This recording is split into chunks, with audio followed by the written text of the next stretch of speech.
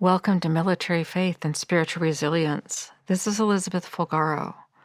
With me is Erin Nichols, nutritional and fitness coach and Gold Star wife. Hi, Erin. Hi, Elizabeth. Thank you so much for sharing your story with us. You've really been sharing your love story. Yeah. Your love story with your husband. And at the end of the last episode, you were sharing his passing. Mm-hmm. What else should we know about Sam?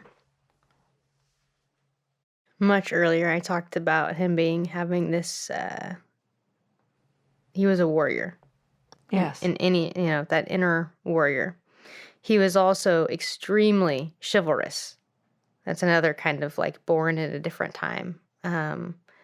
He would practically knock me over to open a door for me. Even after he was hurt. I would tell him, my friends and I are going to go on this bike ride, or we're going to go hike, run in Marin, or whatever it was. And then he'd say, do you need a ride? Oh.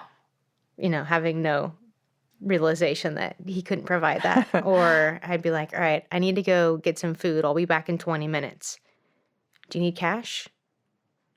So he's taking care of you. Yeah. He would still try to do things like open the door, or he's always had his arm around me.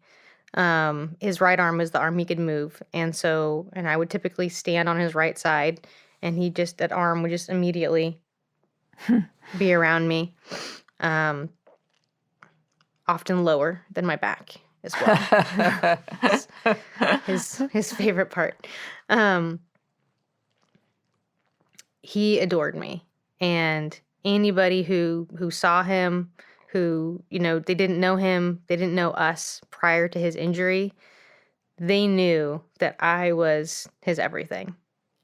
And no other significant other, wife, has ever known with the degree of certainty that I know that their husband loved them more than anything and was truly cherished. There's almost nothing more beautiful than that. Yeah. So where does that put you now? What's going on now? Because you were going to balance this business with Sam, right? So where are you now? So it's been about a year and a half since Sam passed, and about 2 years really that I've been focusing on the business, but that really kind of didn't ramp up until a few months after he died, because before I didn't need my own income, and now I do. His income stopped then when he passed. Most of it did. Yeah. Yeah. I think the number is like 13%. That's left? Yeah. Oh. Something like that. Okay. So yeah, it's a drop in the bucket, but it's an appreciated drop. So now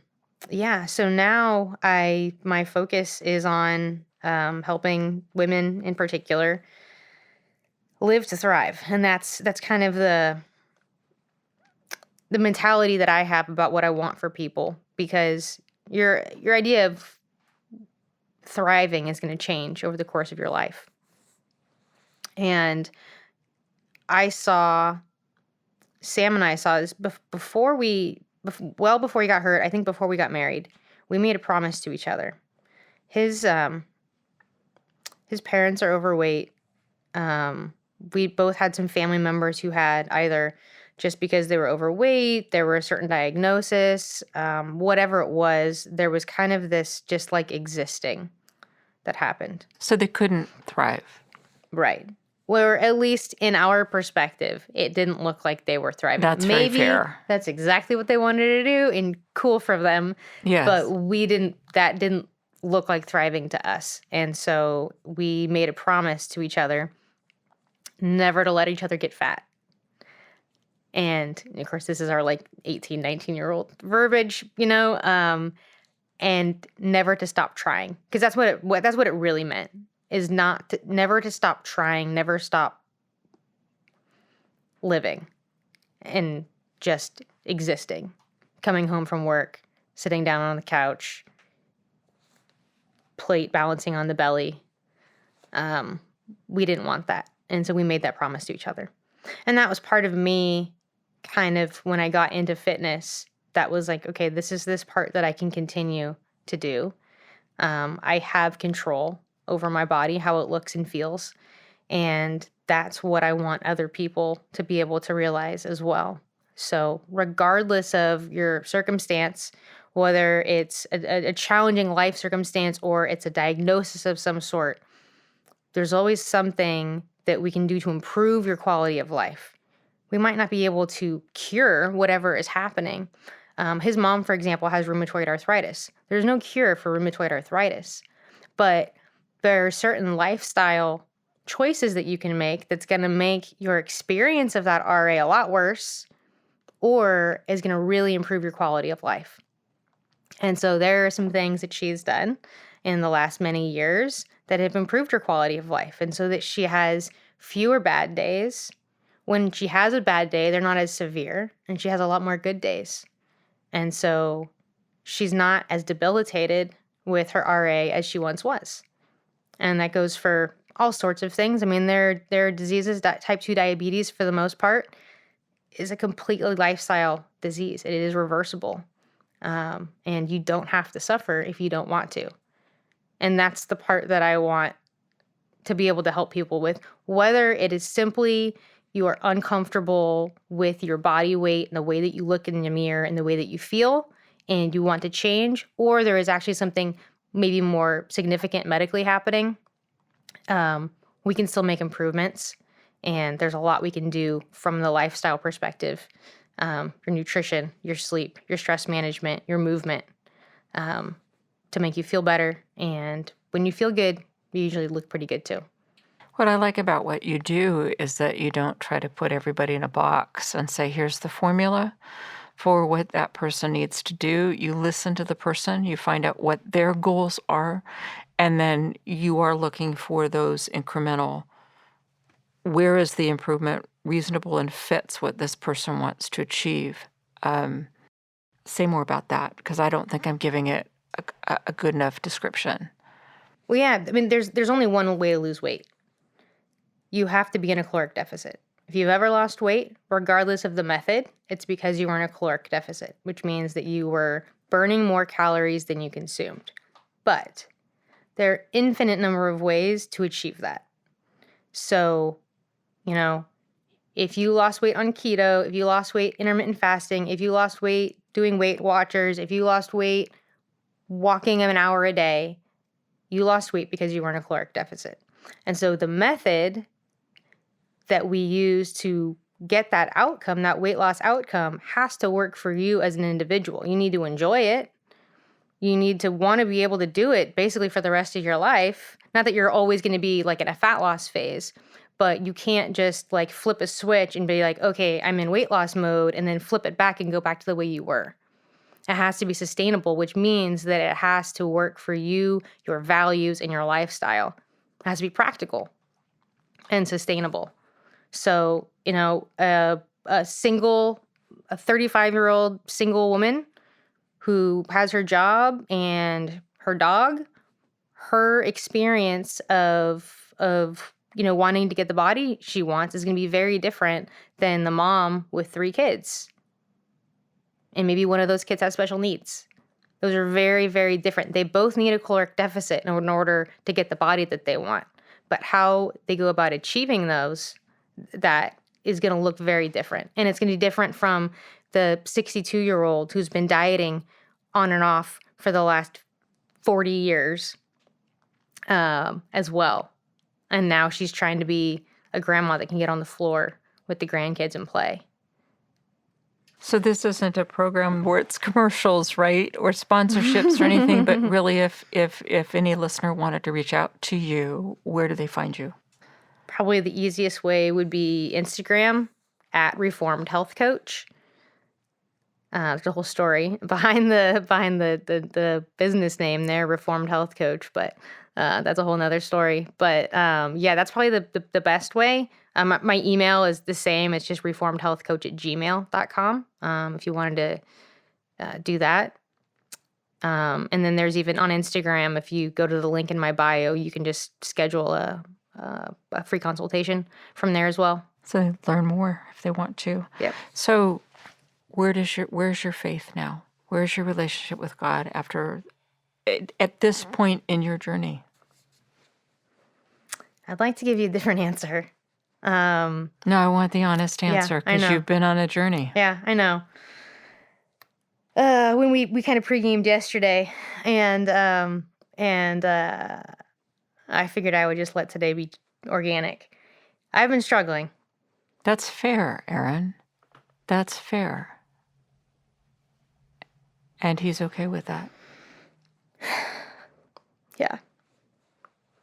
Are there any things that you're finding that help you get through your days besides working on your business? People. Community, yeah. That's been really big. I work out of a co-working space now. Okay. In historic Folsom. Right across the parking lot, sharing a parking lot with the Lake Natoma Inn where we had our wedding night. And the people there, they're a huge part of my life now. Many of whom as well are Christians. Which makes a big difference. Connecting with my clients and like prospective clients is huge. Like I can't tell you the high that I get when I get off the phone with a client or a free consultation. I do just that connection to that person. Hopefully I've said something, whether they're going to work with me or not. Hopefully I've said something, given them some value that they're going to be able to take and improve their life with. I've been doing a lot of, I guess on the kind of like self-development kind of thing. And I can honestly tell you, I'm full circle right back where I realized early on as a baby Christian, I'm trying to do all the right things, the right combination of things to get God to do my will. I'm kind of in a different loop right now where I'm just kind of avoiding God and I'm trying to be self-reliant. And so I'm trying to do all these things, do all these practices, whatever. And it's not really working. Which, and not a surprise, yeah, right? I mean, like intellectually I can tell you that and I know that, and it's like duh. But yeah, right now it's like the connection isn't there. Well, I would think that you're still in pretty deep grief.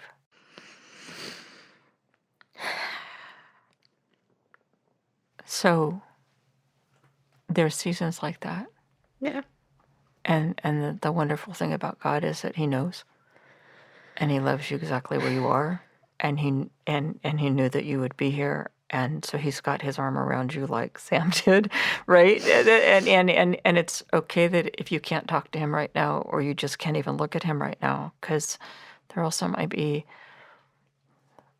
thoughts on your mind and questions that are uncomfortable to even consider going to him with. And it's nowhere near even like a anger, angry at God that this is my circumstance, or not believing anything like that.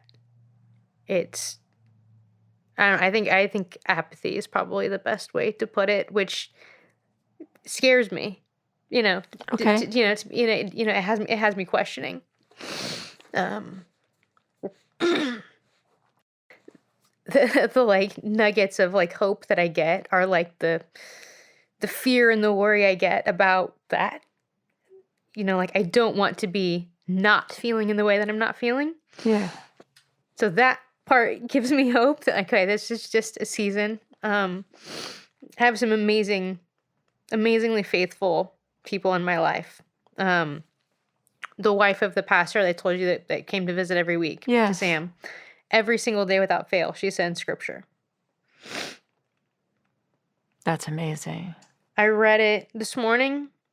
I read it at the gas station before I left. But it was kind of a long one this morning. But there are a lot of days that I see that text and I open it and then I exit out of it and go on with my day. There are some days that I really read it. Some days she'll take a picture of maybe like a book she's reading or something too. And I mean, she has my number. I know there was a picture the other day that she sent me from a book. She knows exactly where I am. And I know he does too. And it's just a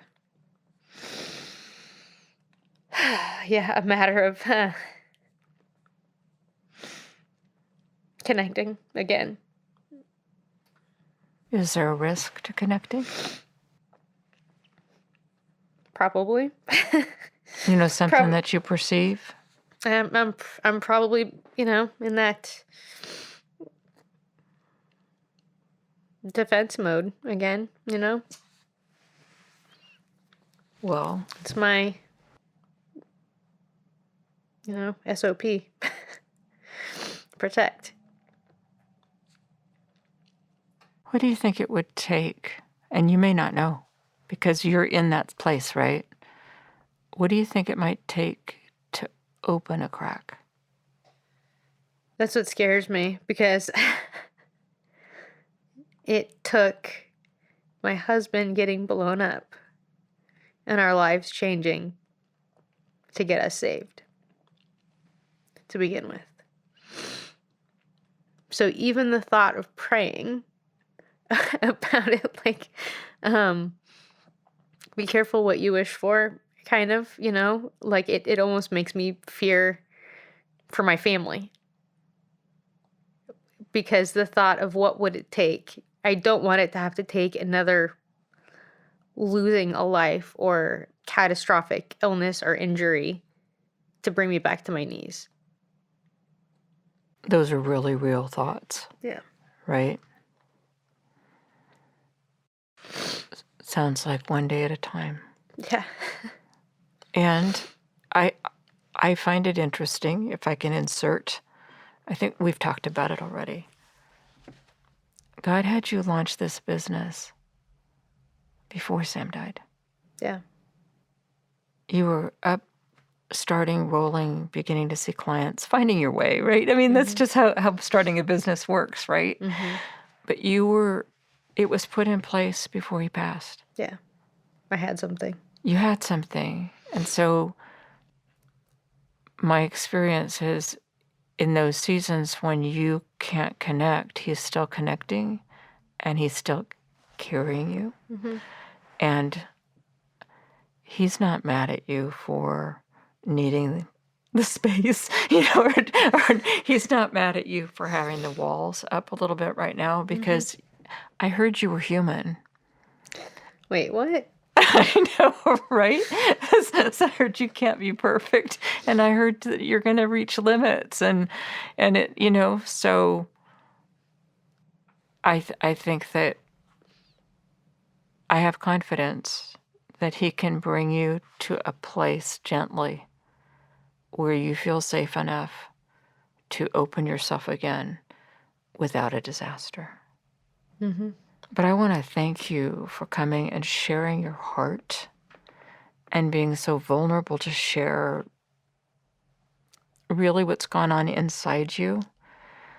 I want to thank you for sharing Sam because he needs to be known for the amazing person, right? That he was throughout. Yes. Throughout, no matter what. And, I love you and that you'll always be in my prayers and we'll stay connected. So thank you again for being here and for sharing for the listeners, Erin.